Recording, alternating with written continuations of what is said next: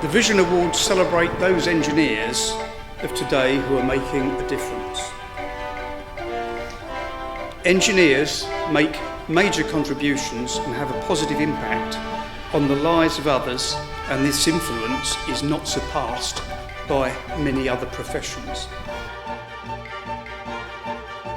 I was the recipient of the Alistair Graham Bryce Memorial Award, and that was for the work that I've done to engage children and young adults into careers in engineering. The award is essentially around recognising equality, diversity and inclusion, and so I think my work sort of in the engineering space is all about getting young people from different backgrounds, particularly those who wouldn't necessarily typically look at engineering as an option for them to get into engineering. So I mean, I'm extremely passionate about the field of engineering, not only from a really technical point of view, but the role it has to shape society, and that's a vision that I want to share with as many people as possible. We combined X-ray imaging, 3D imaging, with digital volume correlation to study microstructure evolution during sintering of copper powder.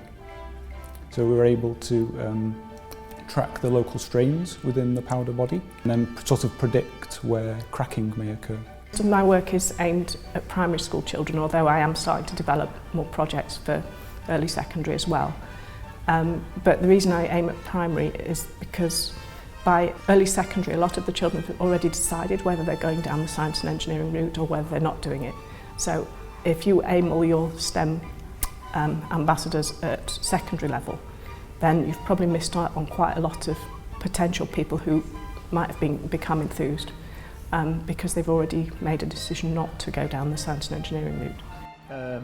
We work a lot, my colleagues and I, in metal forming, and this paper is about tube forming, and it's a new process where we combine rubber tube forming in conjunction with normal press working operations.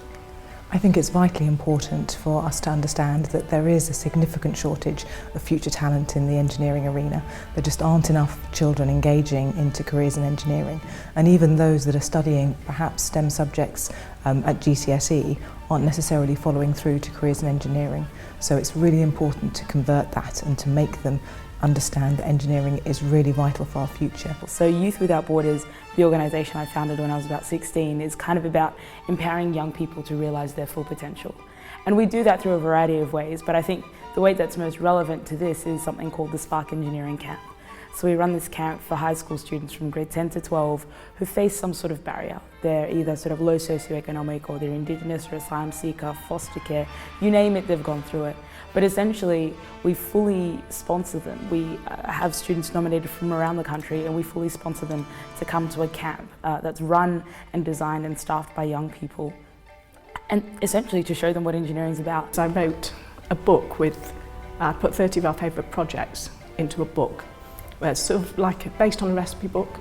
So it was like what you'll need, and then detailed instructions and pictures of how to do it, and then a little explanation of the science and engineering behind the project at the end of it, just so they've understood how it works. Anything that's ever been built around us has been created by an engineer. And so that ability to have a tangible impact in the world, to be able to say, yes, here was a problem and here's the solution that was engineered, and we were able to make that happen, and there's a tangible improvement on people's lives. That for me was incredibly attractive, because I felt like that I could change the world through engineering.